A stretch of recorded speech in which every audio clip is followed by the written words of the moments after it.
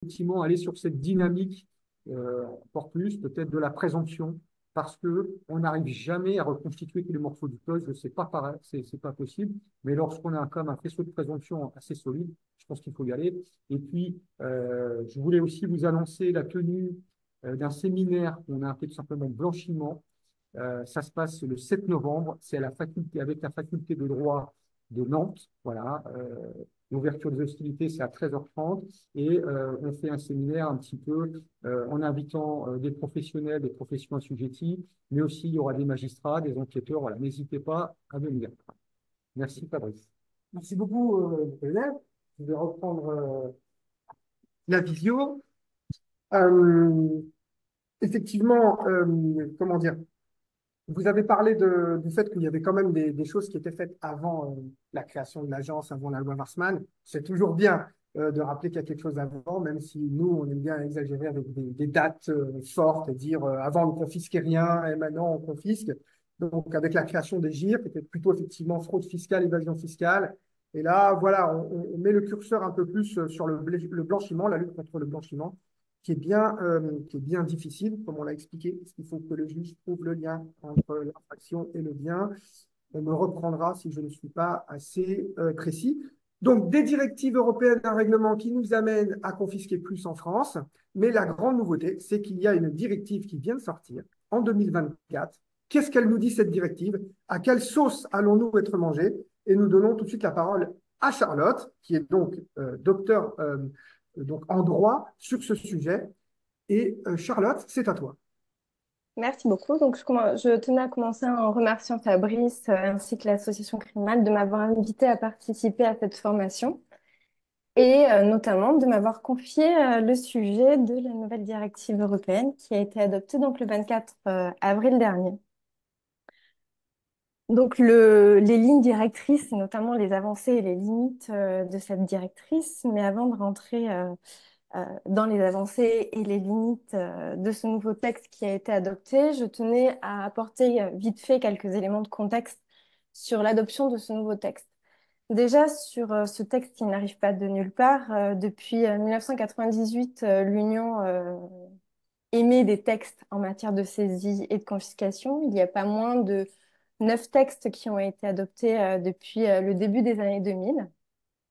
Et tous ces textes ont contribué progressivement à renforcer les mécanismes européens de confiscation et de saisie, à mettre en place l'idée d'une politique de gestion des avoirs, de réutilisation des avoirs, donc à faire émerger toutes ces idées-là. Donc ça fait à peu près 20 ans qu'ils travaillent dessus, soit par des textes d'harmonisation, donc une harmonisation à minima, à savoir sur les notions de saisie, de confiscation, sur la mise en place également, et c'est important de le rappeler, de garanties procédurales pour les personnes qui sont concernées par les mesures de saisie et par les mesures de confiscation, et également par une amélioration des textes de coopération judiciaire en matière pénale, donc en matière de saisie ou de confiscation, ou en matière d'identification et de dépistage. Donc, il y a eu tout un travail juridique qui a été mené sur ces questions-là. C'était le premier point de contexte. Le deuxième point qui m'est apparu essentiel, c'est enfin, qui m'est apparu du moins intéressant, c'est qu'en 2014, après avoir adopté la directive donc, de 2014 42 UE, il est intéressant de voir que le Parlement et le Conseil ont demandé à la Commission de revoir directement sa copie afin qu'elle adopte notamment de nouvelles normes en matière de confiscation et plus particulièrement d'adopter des mécanismes en effet de confiscation sans condamnation pénale. Donc en 2014, la Commission a déjà été invitée à réfléchir sur ces nouvelles normes avant que n'intervienne donc le rapport d'évaluation de la Commission en 2020, me semble-t-il, au sein duquel la Commission a conclu effectivement, et cela a été rappelé dans la première intervention, que les résultats de la directive 2014-42 UE étaient peu satisfaisants, notamment en raison du nombre extrêmement bas de confiscations qui étaient intervenues. Il convient de rappeler en la matière qu'un rapport d'Europol mentionnait le fameux chiffre de 1% d'avoirs qui ont été confisqués sur le territoire de l'Union européenne. Toutefois, je préfère mettre un petit, pas un bémol, mais une mise en garde. Les statistiques qui sont menées au sein de l'Union européenne sont peu fiables et c'est de l'aveu même de la Commission européenne. C'est notamment dû au fait que les États n'ont pas tous les mêmes systèmes de données statistiques, ce qui fait que parfois ces chiffres doivent être maniés avec parcimonie. Ceci étant dit, dans ce fameux rapport de 2020, donc la Commission a émis certaines précautions pour améliorer le système de confiscation et de recouvrement des produits du crime dans l'UE, donc parmi lesquels elle a demandé l'élargissement de la liste des infractions pénales auxquelles la directive devait s'appliquer, mais également l'élargissement du mécanisme de confiscation sans condamnation pénale, des mesures également plus strictes en matière de gestion des avoirs, également des mesures en matière de vente des avoirs criminels, avec notamment la mise en place d'un système de réutilisation sociale des biens qui sont confisqués. La prise en compte de la question des victimes également, avec la mise en place de règles sur l'indemnisation des victimes sur la base de l'assiette des fonds confisqués. Et un point essentiel qui est le renforcement également des compétences des bureaux de recouvrement des avoirs criminels, notamment avec l'idée que la plupart des BRA européens devaient avoir un accès identique aux mêmes bases de données, ce qui facilite grandement l'échange d'informations, sachant que c'est leur rôle premier.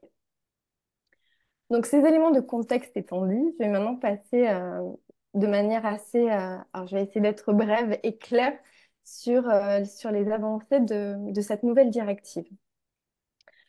Je vais principalement me concentrer sur les mécanismes de confiscation et sur le champ d'application de la directive. Toutefois, je souhaite dire que l'Union européenne, le législateur européen, a avec ce texte donné, notamment aux praticiens, un instrument pratique et praticable. Je m'explique. Le législateur, avec ce texte, a adopté un instrument unique au sein duquel toutes les étapes de la procédure de recouvrement sont inscrites. Donc ça va bien entendu du dépistage, de l'identification, au gel, à la confiscation, à la question de la gestion des avoirs saisis et confisqués, en passant par les garanties procédurales à accorder aux personnes qui sont concernées par ces mesures, ou encore la question des victimes. Ceci est important puisque jusqu'à présent, les textes européens étaient éparpillés et la lecture de ces textes était peu lisible, notamment lorsque plusieurs textes cohabitaient entre eux. On avait la nécessité de se replonger dans plusieurs instruments, ce qui rendait finalement le système européen peu praticable. Donc, ce texte a l'avantage maintenant de fournir un instrument, un seul et unique instrument. Et c'est d'autant plus important qu'il ne faut pas oublier que les textes européens sont certes sources de droit, vu qu'ils vont être transposés en droit interne, mais surtout, ils ont pour objectif de faciliter la coopération judiciaire en matière pénale. Et c'est la raison d'être de ces textes. Par conséquent, plus les textes sont clairs, plus ils sont faciles à utiliser. Et tous les élargissements qui vont être apportés par ce texte seront également autant d'élargissements en matière de coopération judiciaire, en matière de saisie et de confiscation. Ceci étant dit, je vais maintenant passer sur les avancées. Il y a, pour ma part, 3 principales avancées intéressantes. La première, c'est tout d'abord un élargissement du champ des infractions qui sont couvertes par la directive. Donc, à l'article 2, paragraphe 1 du texte, est listé 16 infractions. Je vous invite à aller les voir. Elles sont énumérées de manière exhaustive, mais elles ne sont pas limitatives. En effet, la directive est également applicable à toutes les infractions qui sont punies d'une peine privative de liberté d'au moins 1 an. Mais l'élément le plus intéressant, me semble-t-il, c'est que sont couvertes également par la directive toute infraction pénale définie dans d'autres actes juridiques de l'Union européenne, lorsque ceux-ci prévoient que la présente directive s'applique aux dites infractions pénales.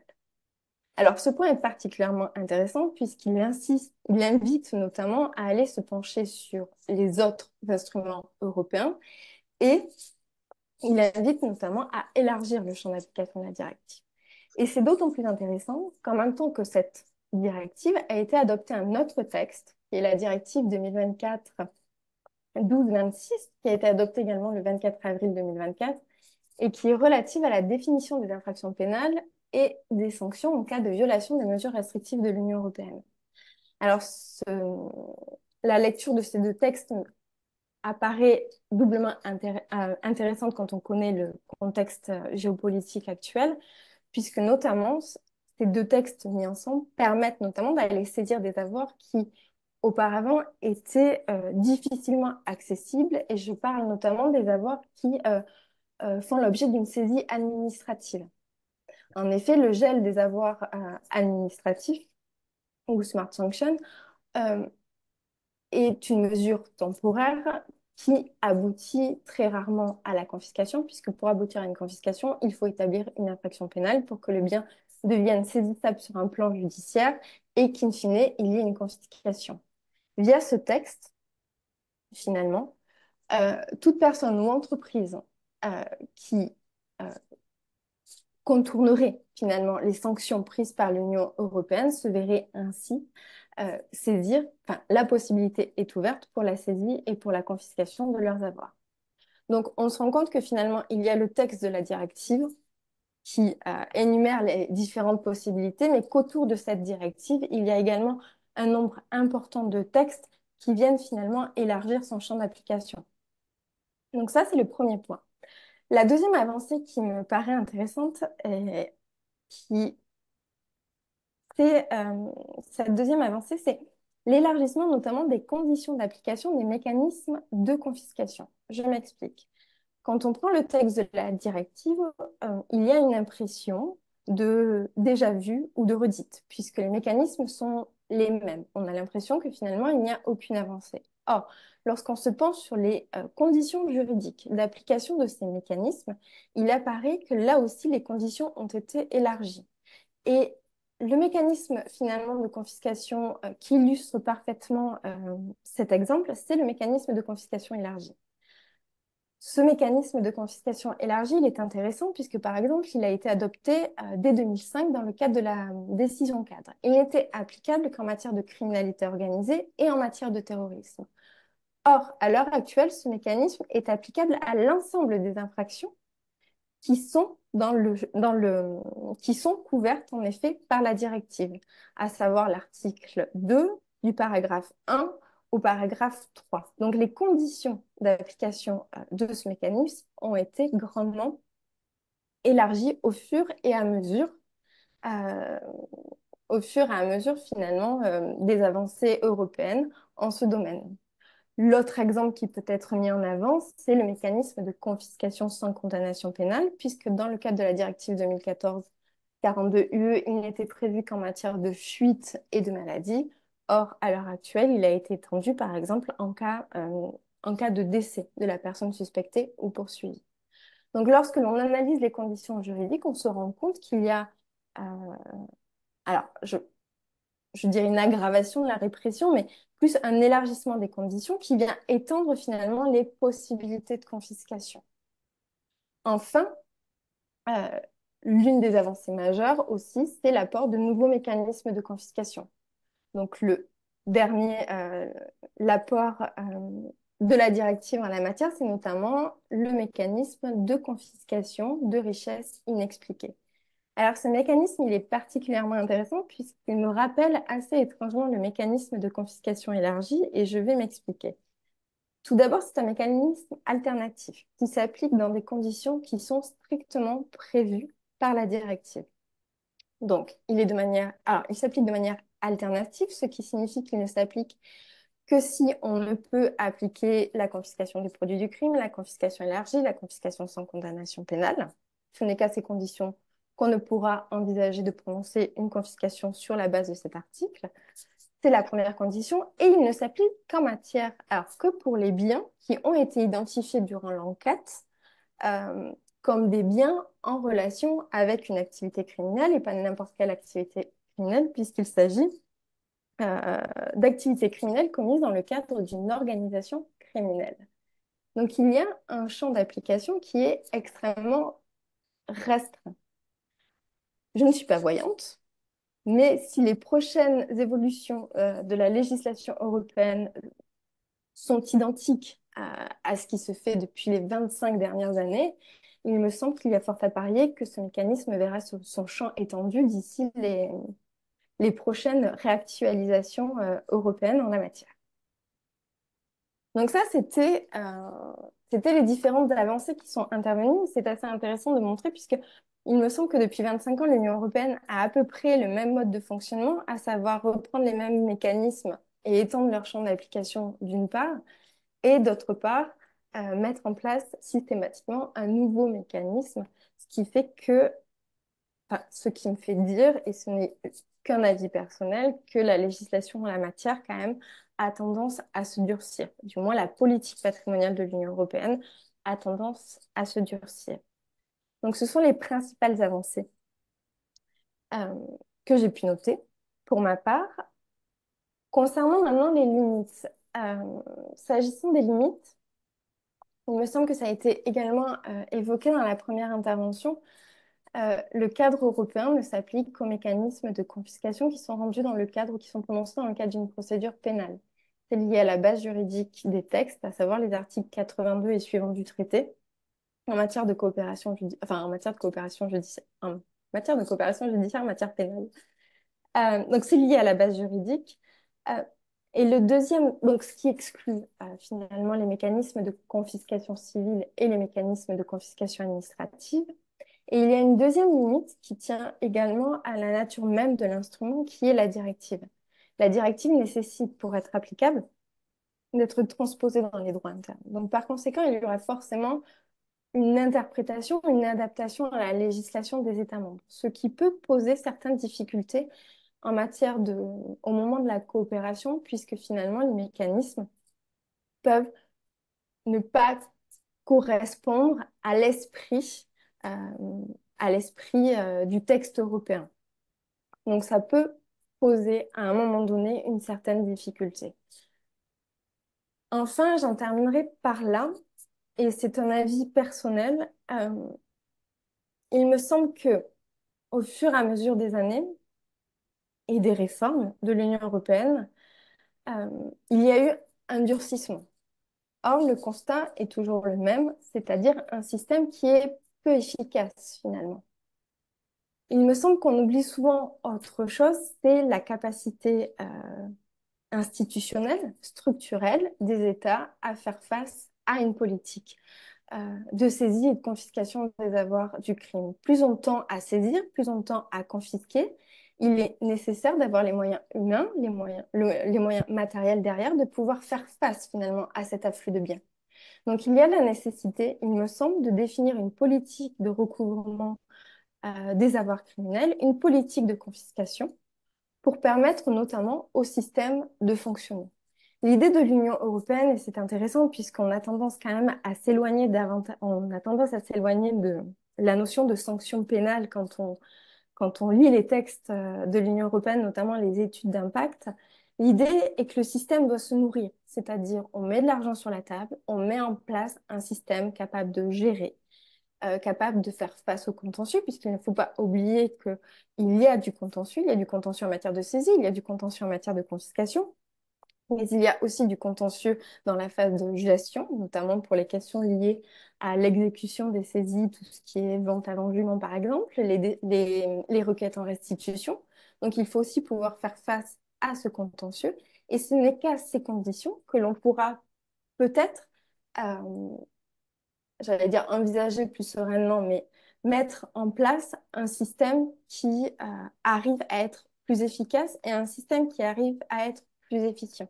Il y a certes la loi, les notions qu'on adopte, les mécanismes qu'on adopte, mais il ne faut pas oublier la mise en pratique derrière, qui demande également une certaine dose de réflexion pour que le système puisse fonctionner à plein régime. Je vous remercie de votre attention. Merci beaucoup, Charlotte, pour cette brillante présentation synthétique, les trois points, les trois avancées et les limites. C'est une parfaite conclusion de fond que tu viens de faire sur on peut toujours faire des lois, on peut toujours faire des lois, et après aussi, il faut s'interroger sur les moyens. les moyens de la justice en France, hein, par exemple, avec beaucoup moins d'argent au budget justice que dans les autres pays en moyenne de l'Union européenne. 72 euros hors prison en France par an par habitant, 78 pour la moyenne de l'Union européenne et 141 pour l'Allemagne. Et puis, par exemple, quand on parle de l'Italie et de la confiscation, eh bien, ils ont plus de procureurs, la justice est mieux dotée. Ça pourra surprendre certains. Donc, c'est vraiment une belle conclusion de fond. Mais je voudrais passer la parole à une autre personne de notre équipe que je n'ai pas citée tout à l'heure pour vraiment un point de au revoir à tous. C'est François Familly, qui est cofondateur de notre association, spécialiste de l'économie sociale et solidaire. Il est aujourd'hui secrétaire après avoir été vice-président. François, je te passe la parole pour une conclusion et un au revoir. Merci Fabrice, vous m'entendez? Oui, j'imagine. Oui, Merci pour la qualité de ces interventions. Et ben, moi, j'en profiterai pour vous rappeler qu'une formation européenne aura lieu à la fin du mois, les 26 et 27 septembre. Je vous ai envoyé les liens en information, dans le chat, pardon.